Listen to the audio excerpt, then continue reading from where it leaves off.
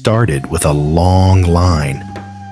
One of those endless crawling drive-thru lines you find at Starbucks when the morning hits like a hammer, and the only thing between you and sanity is caffeine. I had already been waiting for 20 minutes. 20 minutes. And then she showed up. A sleek black Mercedes. Smooth, polished, entitled.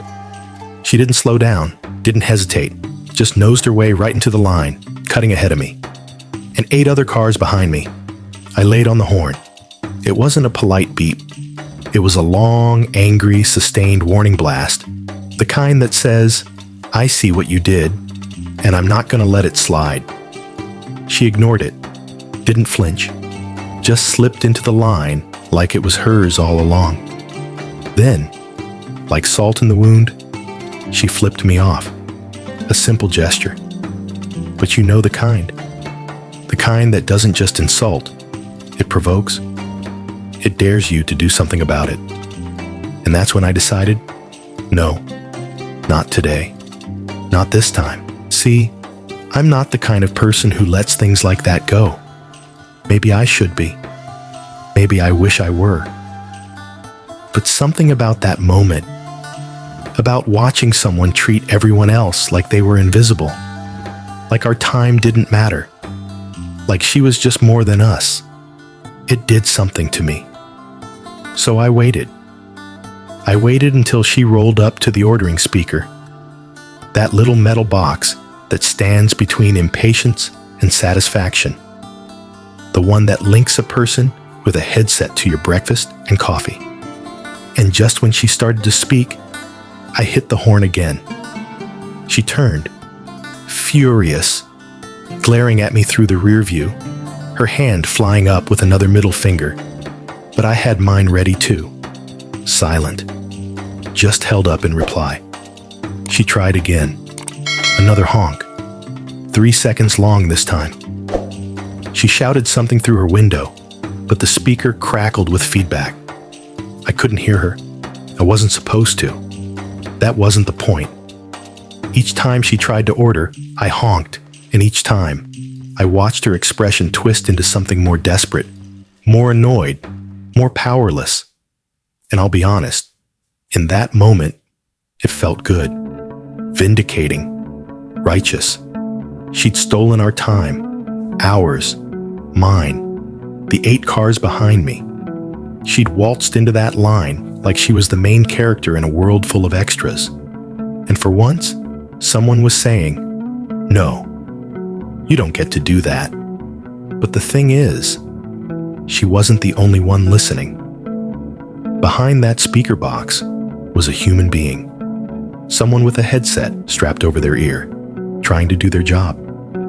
Probably underpaid, definitely undercaffeinated, and suddenly stuck in the middle of a petty war they never asked for. And behind me, more than 8 other drivers. Some probably late for work, some just tired, some already on the edge. And now, they weren't just waiting longer.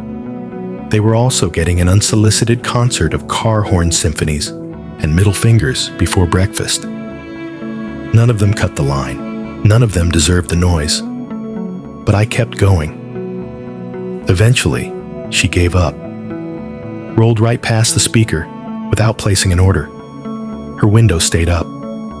Her jaw was clenched. Her anger trailing behind her like the fumes of her Mercedes. I watched her go, my foot finally easing off the brake. I moved forward. The speaker greeted me with a cheerful tone, as if nothing had happened. As if the last 5 minutes hadn't been filled with honks and hostility. I placed my order, calm, steady, like this was just another day. But in the silence that followed, as I inched toward the window, I started to wonder, had I gone too far? Because yes, she was wrong. She was the kind of person who cuts lines, flips off strangers, and believes the rules don't apply to her. But what about me? What did it say about me that I became the kind of person who weaponized sound against her? Who disrupted everyone else's morning to make a point? who used a horn like a sword. I didn't scream. I didn't get out of my car. I didn't throw anything or start a fight. But I did choose vengeance, petty vengeance. And sometimes, that's enough to make you wonder who you've become. I don't know what that Starbucks worker heard through their headset. Maybe just static. Maybe nothing but confusion. Or maybe it was so loud it made them wince. Maybe they'll remember me, not as the hero who stood up to a line cutter, but as the jerk who made their job harder. I didn't think about that in the moment. I only thought about justice. But justice without restraint is just noise. And that's exactly what I became. A loud, angry noise. So, am I the asshole? Or was I just a mirror? A reflection of what happens when ordinary people are pushed too far. When a single moment of selfishness by one person ripples out to affect everyone around them. I don't know. But here's what I do know. We live in a world where patience is thinning and entitlement is growing, where it's easier to believe you're more important than the strangers around you than it is to simply wait your turn. Maybe that's what got under my skin. Not just her action, but what it represented. That quiet decay of decency.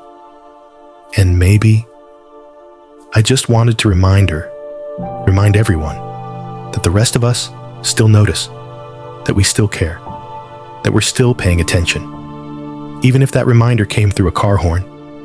But still, I wonder, was there another way? Could I have let it go? Could I have leaned into grace instead of retaliation? Maybe.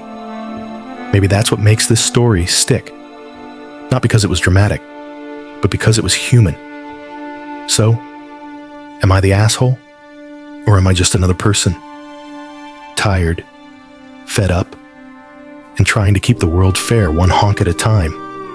You tell me. There's something about waiting in line that reveals who we really are.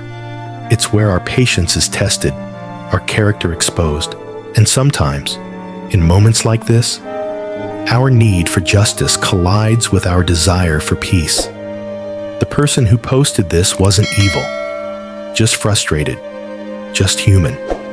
And isn't that all of us? We want to believe we'd take the high road, that we'd rise above.